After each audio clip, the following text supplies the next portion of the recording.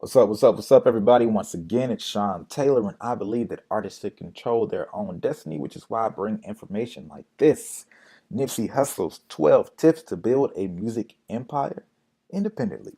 So, if you don't know who Nipsey Hussle is, he's that guy that you might have heard of when he sold that $100 mixtape, and Jay Z bought like 1,000 copies of the mixtape, but he also sold other copies of it. So that's just a real short snippet. And how can somebody that's not really super known sell $100 copies of his mixtape? We'll get into it and how he does it. Here's his tips.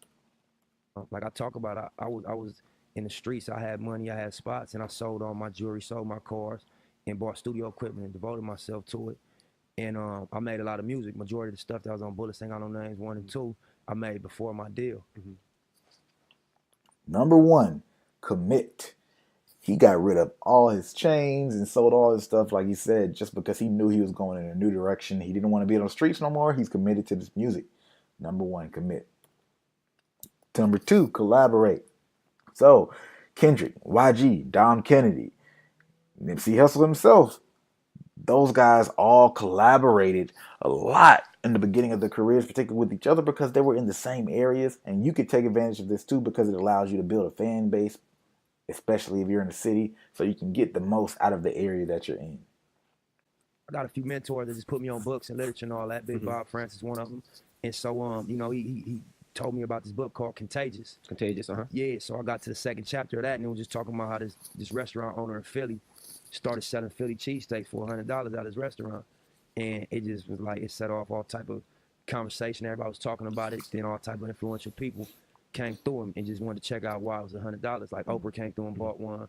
David Letterman bought one. He got all type of exposure and publicity, and then it became like a staple, and everybody started coming through supporting buying $100 cheesesteak. So I put the book down, and I was like, yeah, we got to do that with the album. Nobody did that with music.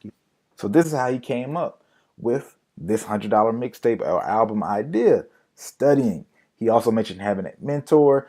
I suggest everybody get mentors. It's helpful in career, building an empire, whatever you want to do. But study, study, study. He's looking for other information. A lot of people in the hip hop game don't study. He's reading books and he's actually using the information.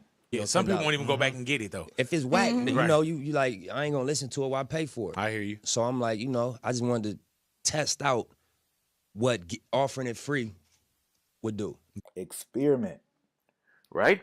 Once again, like I said, not only is he studying, but he experimented and tested those ideas out, right? He now because not only did he have that $100 copy that came with merch and a free concert pass and things like that, but he also had a 9.99 copy that was just a streaming copy, and then he also had a free copy. He said he wanted to see what it did, and then he paid attention, which is also going right into this right here.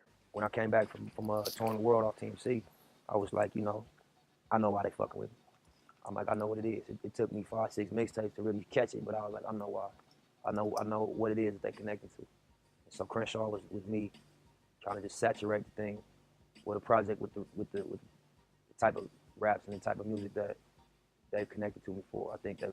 So this is that experimenting and paying attention.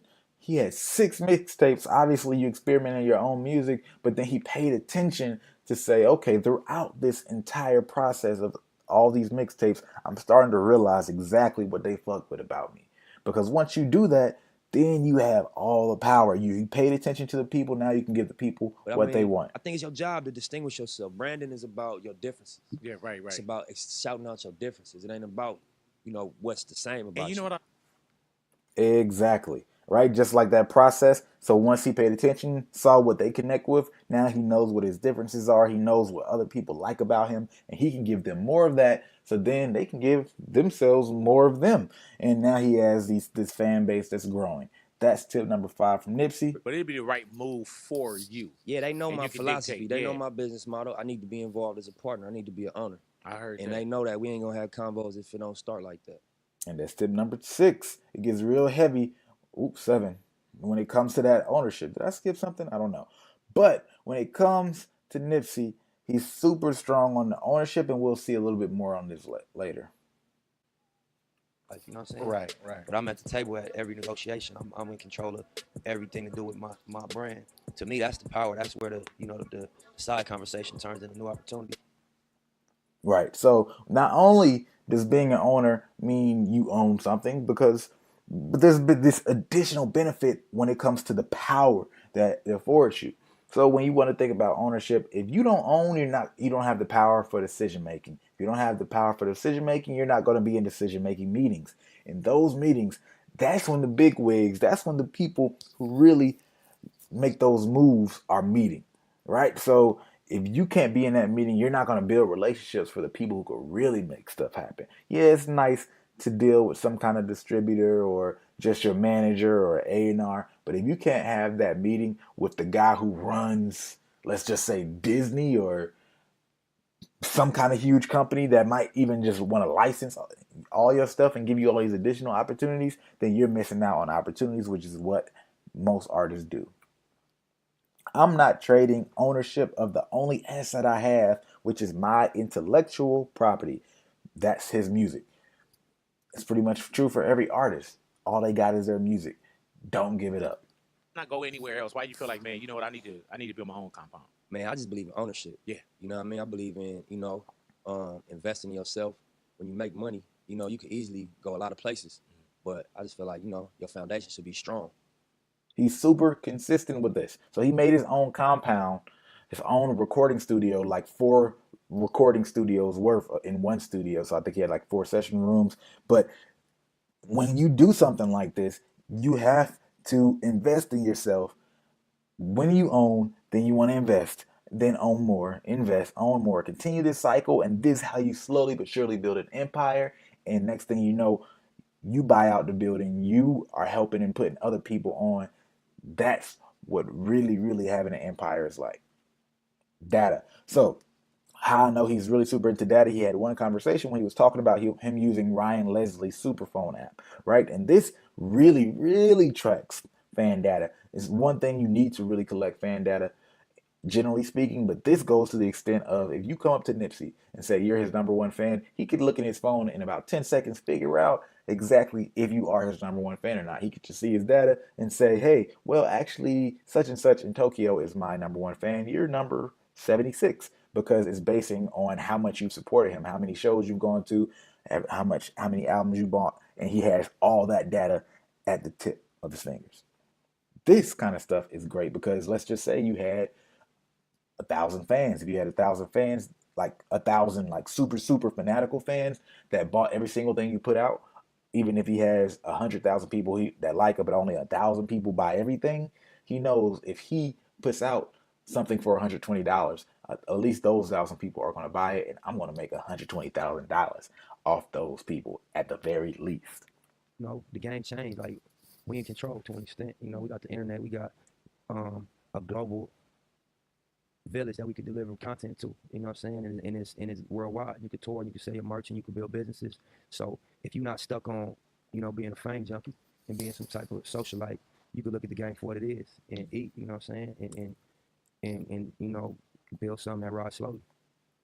Tip number 10, ignore the bullshit. A lot of artists do not do this. They're huge on the fame junkie, socialite lifestyle. And what happens is, or what's going to happen to a lot of them, is what happened to people in past generations where the OGs have these great stories of what was and who they used to hang with, but they're not on top anymore. They're right there sitting next to you because they didn't keep making the moves and they didn't make the right moves, which was focusing on the money in addition to the art, as opposed to just saying, hey, I want to be seen.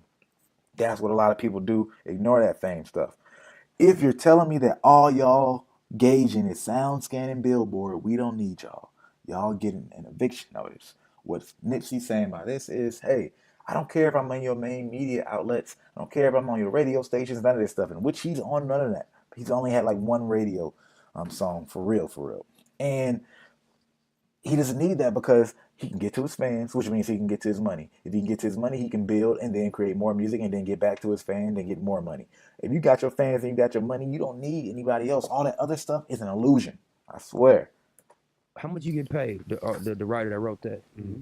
I pay them type of salaries to my employees at my business that got felonies and that can't get jobs. Mm-hmm. No disrespect. Mm-hmm. So who's the underachiever? I own my company.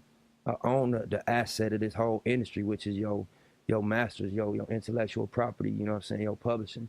So, your metrics and what you gauging as an achievement is actually like a peon or underboss way of looking at it, because like, I'm not in it for the fame. Everybody want to be seen and held at the highest regard, obviously, but you can't cash that out. You can't take that to the bank. Well, you can in other ways, but what's the asset? What do the labels do it for? They do it for the ownership. They do it for the catalog, for the mailbox money. And so, I think if you up on what's going on, you will respect that. You wouldn't say a dude underachieving for that. Yeah, for you.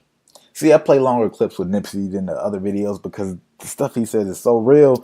Don't think like a peon. What he was referring to is a complex magazine writer saying, hey, this guy is underachieving. They rated him one of their top 10 underachieving rappers. And he's like, no, you measuring people off of this little media buzz and this, this little fame over here. But nah, man, I could pay you if I wanted to. I could hire 10 of you if I wanted to, because I'm over here winning with what matters, paying attention to the mailbox money. What he was saying with that part is record labels, they pay attention to the mailbox money, which is that money when I wake up, a new check is in my mailbox, and that just keeps happening, keeps happening. But most artists, they don't focus on that. That's why we have all these past stories of artists being ripped off. He's saying, nah, he has both of those things. He has the art and he has the money, and he's gonna stay focusing on that. He doesn't need to get complex to give him an A-OK. It's just like a metaphor for being a long haul. Right. You don't judge it by one leg of the race, because if you judge me by my first leg, you'd have been like, Nip the biggest dude on the West. Mhm. And then if you judge me by the second leg, you might be like, Nip didn't drop an album and disappointed. But if you judge me by the third leg, you're gonna be like, Nip an independent mogul. Yeah. But if yeah, you step yeah. back and look at it as a marathon, like this dude came from, single house family, a gangbanging environment, didn't graduate high school, and been through the bullshit. So what he's saying here is, hey, this is everything. If you put him in a nutshell, it's a marathon.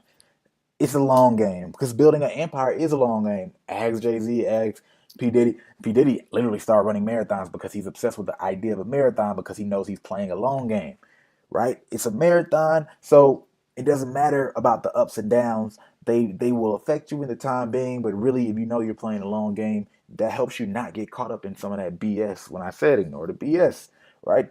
Keep that in mind. That's number 12. And now we're going to go out with a quote from Nipsey on a mission. Your worst enemy is idle time. That just means, hey, don't waste your time on this BS. Point blank.